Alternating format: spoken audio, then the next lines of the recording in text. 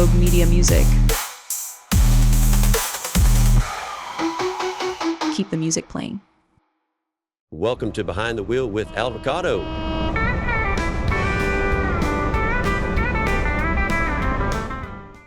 Hi, welcome to Behind the Wheel with Alvacado. This episode is going to be kind of cool because it's the first very episode, and I really don't know what I'm doing, so we're going to experiment a little bit with you and I.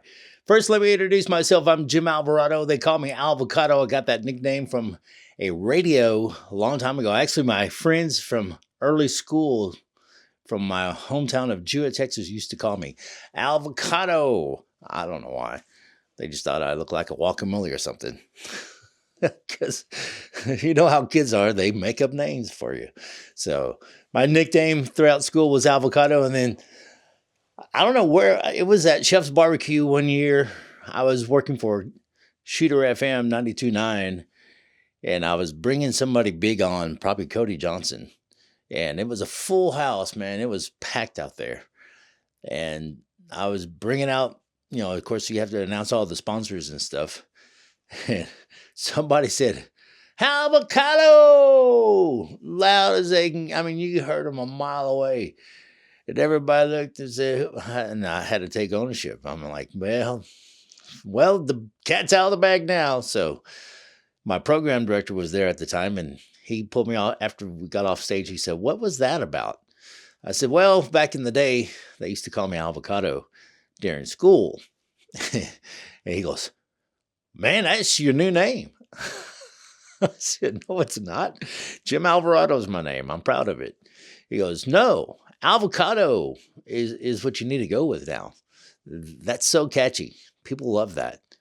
Obviously, they loved it. They called you Alvacado out in the middle of nowhere. So that's where Alvacado came from. And behind the wheel, that's another story. I was a radio DJ for 35 years, on and off. I started years ago when I was a kid. Tyler Thorson from 97.5 gave me the opportunity when they were on Bosque Boulevard to take me into the studio to record a commercial and to tell me, okay, you're not ready. Because I used to talk like this all the time, and I said, hey, Tyler, I want to be a radio DJ just like you because I'm tired of driving tractors. He looked at me and said, okay, here's what you need to do. You need to first practice your enunciation. And I'm like, what? Yeah, enunciation. So anyhow, I practiced my A, E, I, O's, and U's and counted 1, 2, 3 and did everything he told me. Still didn't make the cut. However, Tyler taught me some very special skills that I honed in on and practiced every day. One day, I gave up on radio and decided to do mobile DJing when I moved to California. And someone taught me how to do wedding receptions mobile-wise. Well, long story short, I was in Waco emceeing a bridal show. And somebody said, hey, man, you need to be on radio. I'm like, what? Yeah, you need to be on radio. I got the station you can come to work for, you know. And I said, well, I tried it back in the day and it just didn't work out. I also worked on K95, KNFO, KJNE 102.5 and some other things. But I went back to mobile DJing. Then I did nightclubs for 18 years. And long story short to the bus driving thing. I finally got out of radio because radio wasn't playing country music. You know, I love old country, 80s, 90s country, but I did not care too much for the newer style. You know, I like Texas country. A buddy of mine named Daryl Dodd told me, hey, Jim, you need to get into this Texas country. This is a different deal from that Nashville stuff you're playing. And I'm like, I'll check it out. So I checked it out and man, it turned out to be pretty good, real good, actually. And so one thing led to another. I ended up on Shooter FM 92.9, and it worked out good, man. We were there for almost 3 years, and we just had a hard time keeping program directors for some reason. I don't know why. And one time I was on the air, and they told me I couldn't play artists that wasn't in rotation. Well, a lot of their rotation, even though they were a Texas country station, they were playing mainly Nashville country. Luke Bryan, Kenny Chesney. What's nothing wrong with Kenny Chesney and Luke Bryan and Blake Shelton. Love them all. But I like Cody Jinks. I like Randall King. I like Cody Johnson. I like There was other ones, Coetzel. Of course, we couldn't play Co on Shooter. You really can't play Co anywhere but on your own Spotify playlist because the boy doesn't know how to speak without cussing. But that's why we love Coetzel. And Parker McCollum. Parker is another one I started playing before anybody else because nobody would give Parker the opportunity. They said Parker McCollum was not country enough, or he was too country. He was like a bro country. And I'm like, no, he's not. So Parker came to my studio one time because he heard I was playing Meet in the Middle. And one afternoon, he called me up and he came to the show and he sat down with me and we talked a little bit on the air and we talked a lot off the air. And he said, you know, Alvacado, you're the only person that plays my music. He goes, I don't know if I'm going to give up or what am I going to do. And I told him, I said, dude, do not change your style. That's what makes you so different. And I like it. And I really think once the people hear you, they're going to like it too. Fast forward, how many years? 7 years? 8 years? Parker McCollum's selling out stadiums now. My friend Cody Jinks, that nobody would play his Hippies and Cowboys, is the highest paid independent artist in this country. Randall King, well, he's still chasing the dream and he's getting there. He's working hard. Randall is nationwide and he's on tour with, I believe, Luke Bryan this year. Last year he was on tour with Tim McGraw, which I got to drive the bus a few times for them. So make a long story short, I got off radio, started my internet station called Troubadour Country Radio. And by the way, the background here is Troubadour Country Radio. We're in the Troubadours podcast because I own Troubadour. Well, one of the owners. So I decided, well, not have my podcast here for Behind the Wheel. So here we are, first episode. Well, my business partner with Troubadour Country Radio bought a bus from Larry Joe Taylor. It wasn't the prettiest bus. It wasn't the ugliest bus. It was a cool bus. It was an 89 Prevost. You know, Randall loved that 90s country, so 89, 90 was perfect. And we just got this bus like in that summer, I think it was 2018, 2019. And I asked Randall if he wanted to, actually it's 2018. I asked Randall and a guy named Dustin Saunier if he wanted to, if either one of them wanted to take the bus out for a couple of states. We wanted to stretch it out and see what it could do. And we're in, at the we were in the Crawfish Festival. Yeah, the one in Conroe. And the Cajun Crawfish Festival. Let's say that 3 times. Anyhow, I was wondering if my real personality was going to come out or not, but I think it is. Little by little. I figured it'd take a couple of episodes, but oh well. So Randall came to me later that night while we were in Conroe and asked me, hey man, are you serious about taking this bus across this couple of states? I'm like, yeah, man. The old man's going to pay for the fuel and I don't have a CDL and I've never driven a bus much. Don't get me started how I started driving buses. I'll come back to that in 1 minute. It won't take long. But Randall took us up. He goes, man, I'll take you up on that offer. If y'all going to pay for the fuel and you're not going to charge me to drive, then let's go. He goes, it's going to be next month because this was late October. He goes, mid of November, I'm doing a Midwest tour with, he's opening up for Kyle Park. And he said, we're going to go to Nebraska and Kansas, and it's going to be snowing. I said, okay, we'll go. Dude, I'm telling you, that was probably one of the hardest tours I've ever been on. And what a great way to break it in, to be in a tour bus that you never really driven with a band before, or pulling a trailer in snow and ice. The first weekend you go out. I mean, that is probably the only way I would recommend starting this. You just got to start knee deep. It was crazy. I figured I'd never hear back from Randall King again after that week. It was a great week, though. And he called me up by the end of the week. He said, hey, what are you doing next week? What are you doing next week? That went on for a little over 2 years. And finally told Randall, man, I got to start getting paid. He goes, Jimmy, I love you, man, but I can't afford to pay you right now. You got to remember, this is what, 6, 7 years ago, 5, 6 years ago? Yeah, 6 or 7 years ago. And I said, well, that's fine. So I went back on the radio and Yeah, the old man promised to get us a big tour bus, one with 12 beds. This tour bus we had was just a king or queen size bed in the back. No bunks. It was a RV with mom and pop RV style. Did have a shower and had the couches and stuff like that, but it didn't have bunks for the boys to sleep in safely. So he had been asking about getting a 12 bunk bus, and my business partner at the time, Mr. Niemeyer, said he was going to get one, but going to get one was over a year. And Randall got tired of waiting. So Randall left us and went with a guy named James Colvin, who used to drive for Bree Bagwell on James's bus. But so James, long story short, was driving one day, and we were in the old blue bus, and we were in Midland. And this is how James and Randall met. We were there setting up. Of course, the headliner's always there early, getting set up first. Then the opener shows up. This H345 brown bus come flying up beside us and just almost slid to a stop.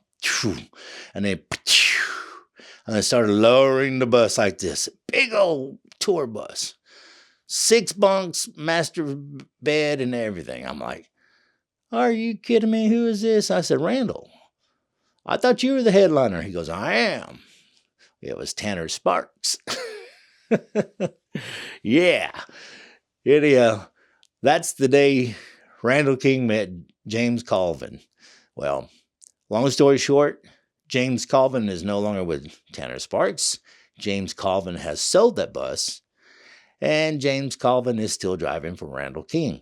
That's really cool, though. Great story. How I got started driving a bus, real quick. So we had this bus we bought from Larry Joe Taylor, the 89 pre-roll that I've been talking about.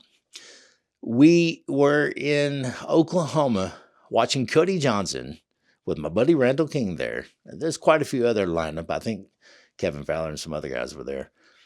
But we were there supporting Randall and Cody.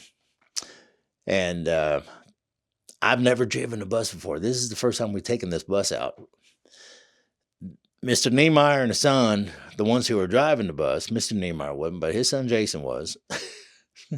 They had one too many handles, which is fine. That's what we go to these shows for, is have a good time, Of course, I don't drink alcohol. I quit drinking, back in 2007.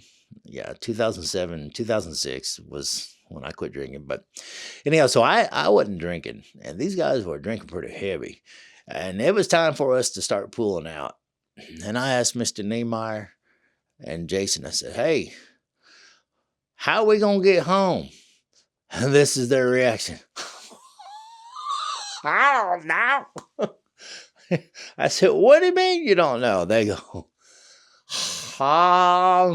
you got 2 choices.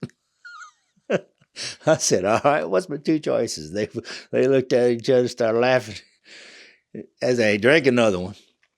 Well, we're going to have to sit here till we sober up in the morning, or you're going to have to drive. I'm like, what? Yep, you drive, or we'll just have to sit here till the morning. And we're talking, it's probably not even about 1, 2 o'clock in the morning. We're talking, it'll be about 8 or 9, 10 o'clock before we leave.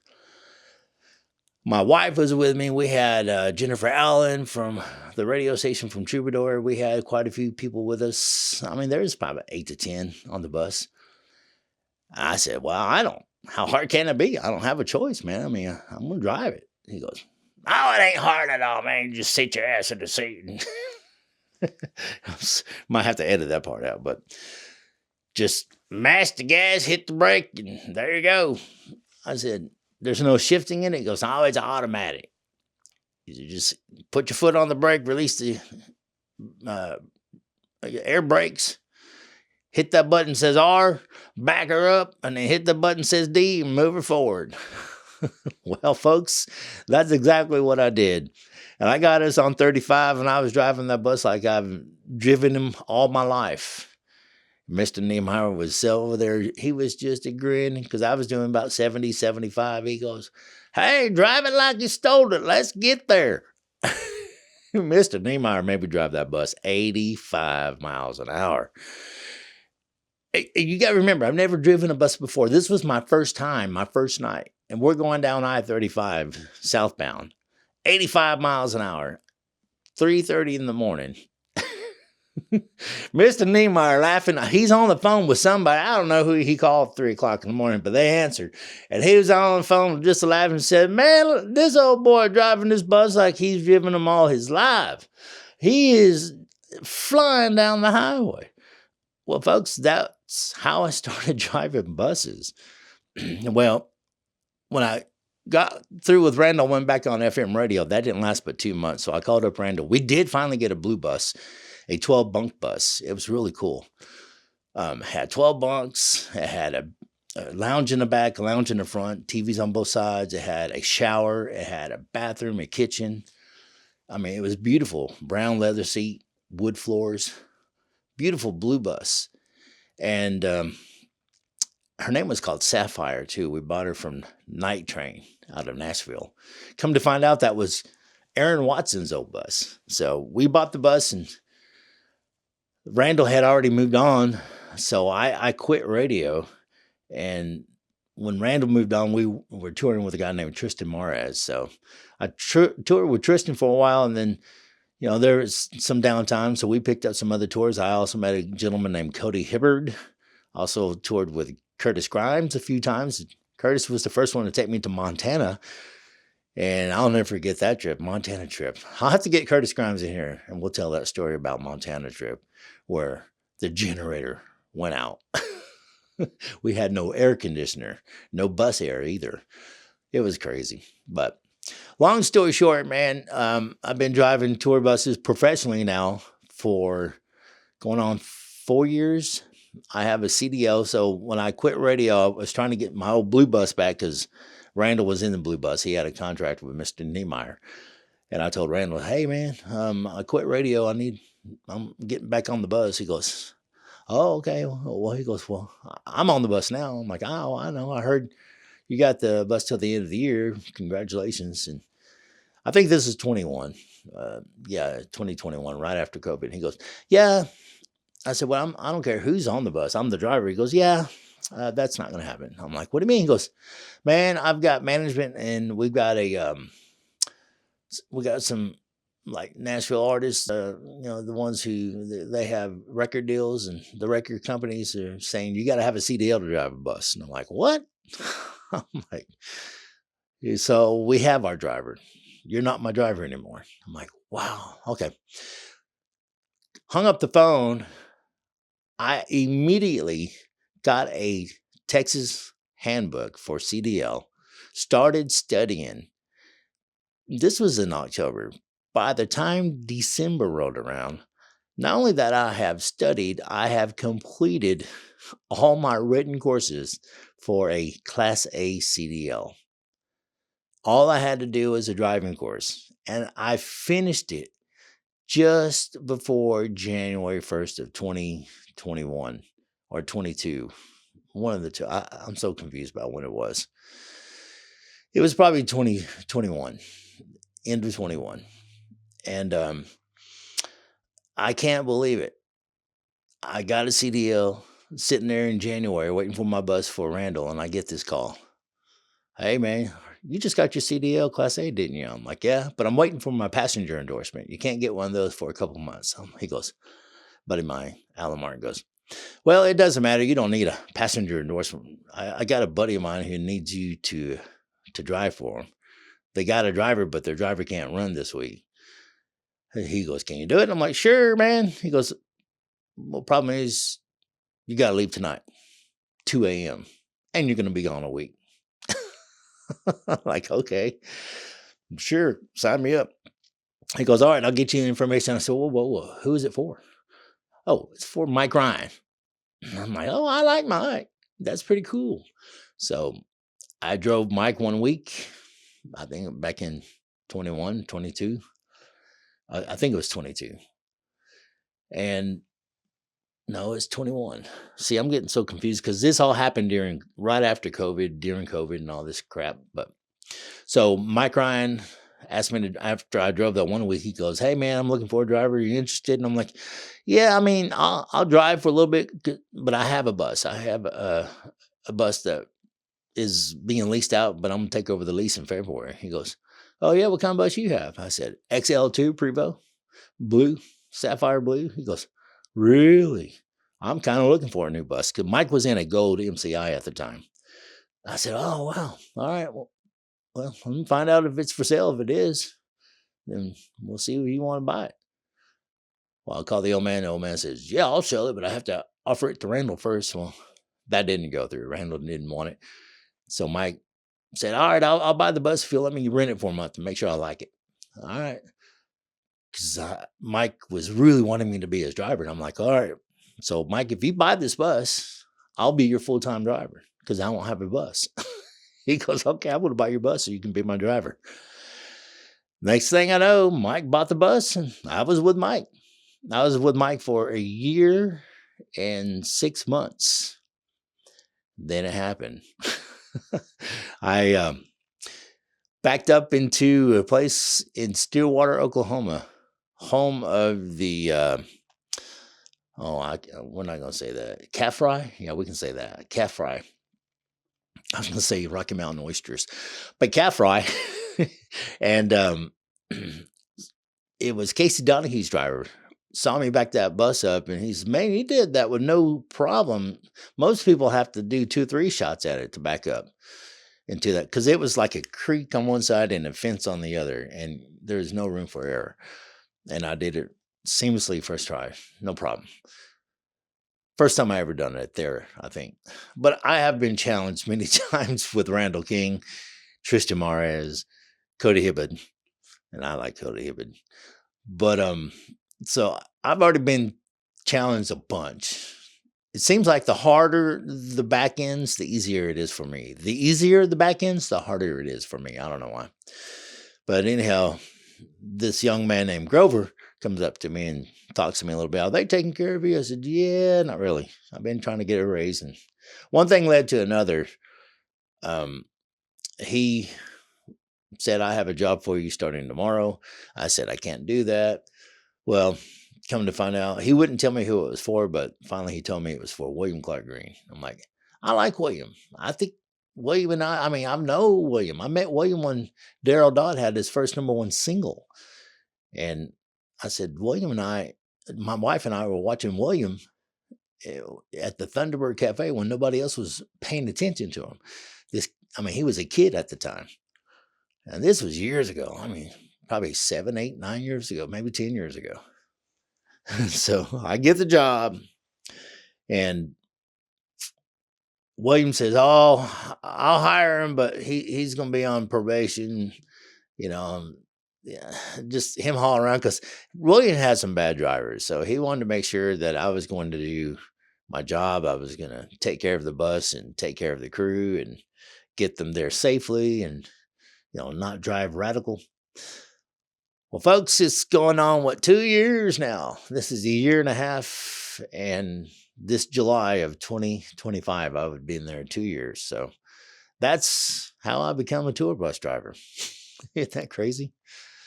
Because somebody couldn't drive home one night, and I got to experience that. I love radio, don't get me wrong, and I was decent at radio. I enjoyed it. I had good times.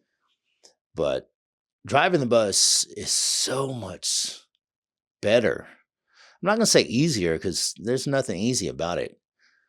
Some of us make it look easy, but it's not easy. A lot of people are paranoid or petrified to be behind the wheel of a bus that's nearly 14 foot tall, nearly 10 foot wide and 65 feet long. They're like, well, the bus is not 65. The bus is 45 feet long, and sometimes we pull a trailer up to 15 to 20 foot. So we can't go more than 65 feet long. I think I'm 62 foot with Raven in the trailer. Well, folks, that's how I got here. Now, how I got here behind this camera is because of William Clark Green. Hounded me for over a year. Jimmy. He calls me Jimmy. I guess because of Yellowstone. I don't know. But he calls me Jimmy. He says, Jimmy, you've got to start a podcast. I'm like, what for? He goes, dude, you've been in radio all your life, and now you're a driver. Now you get to see sunrise, sunsets. You get to see magical parts of this country that people don't get to see. You've seen stories. You've seen accidents. You've seen people dart off the highway and go across the median and go the wrong way, up the wrong way ramp to get away from a cop on some kind of weird chase, and the cop was stunned and then took off this way. I mean, I'll tell you some of these stories down the road, but yeah, he goes, you've got to do it. And that's what this seat's for over here. William Clark Green. I'm going to get him to sit down right here, and we're going to do his story. A bunch of them. So there'll be a whole episode about William Clark Green. There's going to be whole episodes about a lot of people. I have Keller Cox coming in the studio. Keller Cox used to be a Yale leader for Texas A&M. Keller Cox is one of the top contenders in Texas radio right now. Keller also is working tightly with Flatland Cavalry with our friend Cleto Cadero. What's up, Cleto? Cleto and I will be doing a podcast down the road. I don't know when. Cleto, he'll never tell you no. I mean, there's times when he doesn't want to do it. He'll just say no. But he's such a nice guy. I've known Cleto before. Actually, about the time he started Flatland, that's how long I've known Cleto, because he came into Shooter Studio when he started Flatland and was talking to Jennifer Allen about starting up Flatland Cavalry. Or he had just started. He was asking a bunch of questions on how to get into the big brand name, or how to make that name into a brand. And apparently he figured it out. He's one of the best ones out there. Actually, this year, 2025, we'll get with Keller Cox. This is the year Flatland Cavalry is headlining their own tours, and Keller Cox is one of them that is going to be opening for them on tour, which is crazy. So Flatland now has 2 tour buses and an 18-wheeler. In this business, when you get 1 tour bus, you're doing amazing.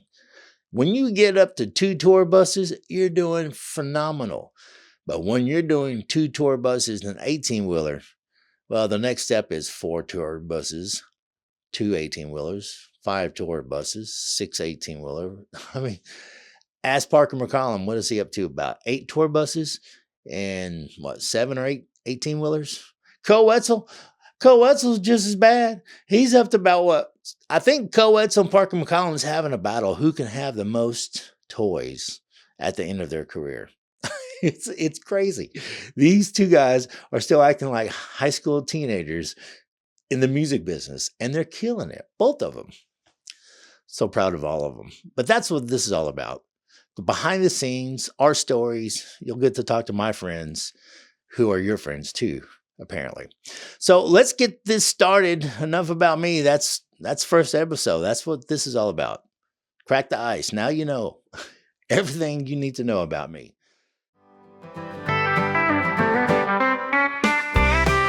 Thanks for joining us for Behind the Wheel with Alvacado with your host, Jim Alvarado.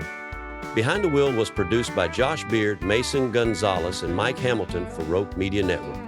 Guests' opinions are those of their own and do not reflect the views of Rogue Media Network or Jim Alvarado. If you have a suggestion for guests, please reach out to hello@roguemedianetwork.com. Join us again next time, and be sure to like and subscribe. We'll see you down the road.